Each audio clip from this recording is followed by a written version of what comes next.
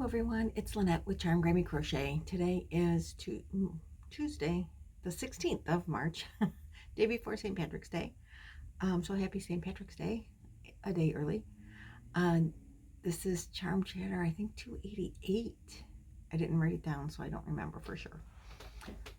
So wow, we're getting up there. I wanted to thank you all for joining me here. Oh, goodness gracious, sorry about that.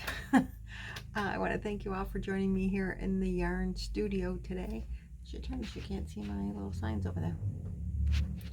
See that? I don't have it in the right spot. Okay, well, now you see my mess over there. Okay, let's try back. Never mind, you don't want to see the mess. So anyway, I am here today because I have one finished object with the hashtag Amigurumi Wars 2022.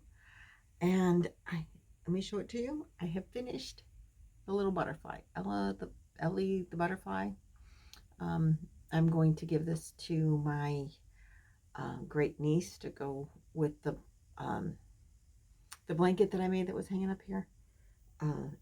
That baby shower is this weekend, and so all the things that I made for the other baby, for the new baby, I made the blanket, and now this. I wanted to do a lovey for her, for the older sister, but I did this instead. So that's what she's getting. She's like 7 or 8, so it'll be cute. I think she'll like it, and it's bright colors to go with the bright color blanket. And it is my entry into the Amigurumi Wars that Laura from Mad Mimi's Crochet and Farming is hosting this month. I am hosting next month. Keep those patterns coming. I have received several now, so yay, I'm excited about that, but keep them coming because the more patterns to choose from, the better. And I will draw out the winners out of the hat, or out of an envelope or something to see who, which patterns we'll have to choose from next month, because I am hosting Amigurumi Wars next month. So we will have 8 free patterns to choose from and 2 paid for patterns to choose from. There is a prize at the end of the month. That prize I already have. The prize for my crochet calendar, I still don't have it together yet. I should have done that before I did this video. I apologize. There will be a cool prize. I think it's going to include some kind of cup. That's what I want to do, but I don't have a cup. And I have a whole bin, big huge bin full of like tchotchke kind of gifts to add into giveaways. And I don't believe there is like a water bottle type of cup in there. So that's kind of disappointing. And I know that I want to include that, and I want to include some yarn because that goes with the theme of this month's crochet calendar, which I do have a picture. Oops. Yeah, this month's crochet calendar, Cal, is this, and I didn't bring mine up here. It's just a cup cozy. Let me back it up a little bit. So it's on a cup, and it has a butterfly on it. So I'm accepting any entries into the crochet along that include, a cup cozy of some sort. Whatever works for you. If you don't have the crochet calendar, any cup cozy, I'll accept that. You just post it to the Facebook group page and include the hashtag, and the hashtag will be in the description box below, so you don't have to write it down now, but it's hashtag CGC for Charm Grammy Crochet, and then Crochet Cal, CAL 2022. Include that hashtag so at the end of the month I can easily find all of the entries, and I will include them in a slideshow at the end of the month when I draw, or on the 1st of May when I draw a winner, or 1st of April when I draw a winner for this month. And that brings us to the big reason that I am here today.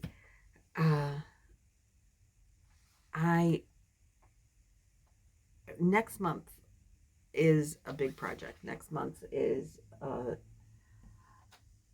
throw, an Afghan, if you will. And it's like you make a lot of motifs for this. I am not making this big of a project.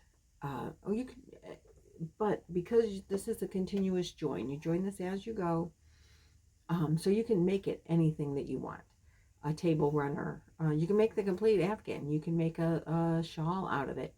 I am making curtains for this window that sits right next to me here. I'm just going to do a valance. And I'm going to have probably some, swag hanging down on the sides. But so I'm going to start with straight across the top and then add rows. Now I had not looked at the pattern in at all until this morning. Deborah Pete, one of my subscribers, has started it and she's having some trouble. I can't obviously do a tutorial because it's a written pattern that's not mine, and it's in the crochet calendar. So, but I have worked on it, Deborah, and I'm going to show you what I have completed. I am using Ice Yarns Alara. This is also the yarn that I am using for that activity ball that I'm making for the new baby that obviously will not be done by Saturday. There's no way. But that's okay. The baby's not even due for a month and she can't play with it for a while. So I'm still not, I'm not worried about that. But I started the flower motifs. I have a lot of colors of this, so this is why I chose this yarn. It's not necessarily, they're calling for a 3-weight yarn. This is more like a 2-weight yarn. But it doesn't matter. My flowers will just be smaller. I am using a 3.75 millimeter hook, and it's working very well. I like it better. I'm using a 3.25 for the activity ball because I want the stitches to be very tight, because it's going to be stuffed and given to a baby. But this is not. I want it more drapey, and I want bigger stitches, so I'm using the larger hook. Now, the pattern doesn't come with a lot of photos to help you understand what's going on. And I read it and I reread it, and I was having a little bit of trouble. But because I did a similar item to this, I think I had a little understanding because I did the curtains in my kitchen that were continuous join flower as you go. So I think you might be having trouble with the join. So it says you do this, work into a magic ring, and these are double crochets, I believe, like a cluster. And then at the end, when you join, it doesn't just say slip stitch to join. It says do something with a darning needle. I've seen this join in a tutorial. I can't remember who it was from, but it was for an amigurumi. I know that for sure. And they like hide the join by using a darning needle and like crocheting or sewing the stitches together. I think that's what they're trying to explain to you to do in this pattern. I couldn't quite understand it, and even though I've seen that tutorial, I couldn't reproduce it if I wanted to, so I said, not doing that. And I just joined with a slip stitch and went on to the next row. The next row is half double crochets, and the row after that is where you make loops for this petal. So you're doing so the half double crochet, I think row is pretty self-explanatory, and I just continuously did the slip stitch to join thing. It's that seemed, I don't think you'd have trouble with that. This next, like I said, the next row is where you make loops for these flower petals. And so you do a single crochet, and then you do the loop part, which is I think 7 chains, and then another single crochet in the same space, and that prepares for 8 loops for your petals. Then the petals are just double crochet, chain 3, double crochet around that loop. So and again, every time that I needed to join, I just did a regular join. The instructions on how to start some of those with a beginning cluster or whatever, it's just chain 2 and make your cluster. It's a double crochet cluster. They're in the catalog, I think they're giving you fancy like stitches to do the same thing. do what you're comfortable with. That's what I'm going to suggest. That's what I'm doing. And that's why I got through these. Once I tried to not do the fancy things that they're doing, it became very simple. So on the first row, you're going to attach your flowers just 2 at a time like this. Now that was a little bit more confusing to me as to how to attach them. So I'm going to show you what I did, how I understood the stitch to work. So you do it with your work facing you. So I hope I can show you this while like up in the air here. So you do your 8 and then it's a chain 3 at the top, right? So I'm going to chain 1. It's hard for me to do that with up in the air with my hand. Okay, now these have to be facing towards me, so you want to make sure you get the right 2. And this is going to go in the top one. So it says take your hook out, and you're going to insert your hook in this stitch front to back. Let's see, am I doing this the right way? Because I gotta do it. Then, okay, so front to back. And then you're going to put your hook in your chain. And you're going to chain, let's see, chain your 1 and pull your loop through and then chain again. So let me show you that one more time, because that part is like the tricky part that I've had a hard time understanding. So you pull your, make sure I'm in the right spot here. Let's see.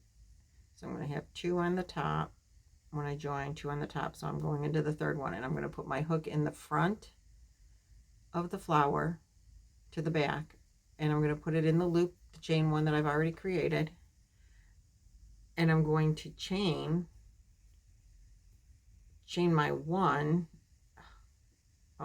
because it's a chain 3. So you're going to chain your first one as you're pulling it through. So now you pull that loop up through. So really you're just chaining 2 and bringing your loop through, and then chain 1 again. Right? Yep. That's pretty much how it worked. So now my chain is around this loop. Let me turn it around. Let's see if I can separate it out for you. So the chain is now around, you see, here's my chain, here's my, and it, so the white yarn is around the lavender yarn. Can you see that? How the white yarn goes all the way around it? So just make your chain from inside that hook, or inside that, loop, your chain 3 loop of the original color. Yep, and I did that wrong. I mean, I did it right, but I did the stitch right, but I put it in the wrong. Okay, I should have put it in, I should have done it in this one. So again, you got the, so I'll show you one more time since I screwed that up and put it in the wrong one. So I put my facing forward towards me, facing forward towards me. Now I pick up my chain from the new petal and I yarn over, and as I'm pulling it through this, the white chain, I'm wrapping it through the purple. Finish that chain and chain 2. So now you got 3. So that's how it works. And I hope that helps you. It sounds more complicated than what it really and truly was. Once I did it, I'm like, oh, how did I do that? So then I did it again. I'm like, oh, that worked out. So you just work it like that, and there you go. So now I'm going to go down the side and do the second petal, and it'll attach to this petal. Oops, there we go. So this petal will attach to this petal, and that's all the attaching that you do at this time. I did not do the little squares.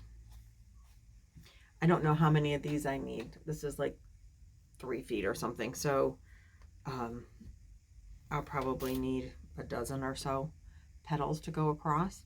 Then the next row you attach petals, I think, and the little squares in the middle. These little squares. They're just a filler to attach petals together. So I don't know if it's safe for me to show the chart of how it goes together. I don't know if that's breaking some kind of copyright law. I hope not. But you see how the petals are attached. So if I'm doing this row, let's just say, well, let's just say this row. So I'm attaching here. Let me get my hook. It'll show you easier, I think. I'm attaching here right now. Attach, attach, attach. So when we go to the next row, we'll attach here and here. And it doesn't really explain well how you're going to attach in the same manner with the chain thing. But it really doesn't say like make the square first, or like I think you kind of make them as you put it together, each one. You're going to like I'm not, I guess you make this, well, yeah, okay, so that makes sense. So you're going to make the little square, and it's going to have loops on it like this, and so you're going to attach the square as you're making the flowers. That's how you do it. That makes sense, right?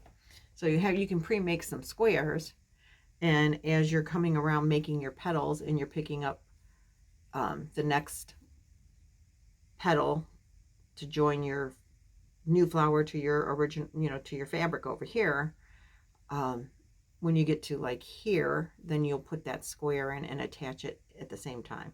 So then you'll put through here and through the square, and then bring up your chain loop to add your new one. And then that square will also attach to probably these two, and then it'll attach to the new flower. These will attach to the new flower, and the square will attach to one of the new flowers. I think it'll make more sense as you're building it, but that's how you do this join. The other joins, I would just do what you know and just do what you're used to doing. And I think that'll get you through, because that, I think, in my opinion, the join that they put in the book for this, without pictures, it's, I think, kind of hard to understand if you haven't done it before. I've not done it before, but I've seen it. I think I understand what's supposed to happen. I'm not doing it that way. I'm sure that, because then you're supposed to weave in your ends. I mean, let's be serious. I wove in the ends on this one. I did not weave in the ends on the purple one yet. And obviously not on the pink one, pink and red one, because I haven't done that one yet. It's not completed. But you weave in your end right at the same time. So that's convenient. So if you want to find a tutorial on how to do it, there might be one out there. I'm not going to look. I'm just going to single crochet. I'm just going to slip stitch to join and weave in my ends later. Because that's going to make it easier for me. So I hope this helped. I know it's not really a tutorial. I really can't do one for this. But that's the best I can help you with. So I hope it does help. Thanks for watching. Thanks for watching till the end. Thanks for liking, subscribing, sharing, and all of that stuff. And I will see you guys in the next video. Bye.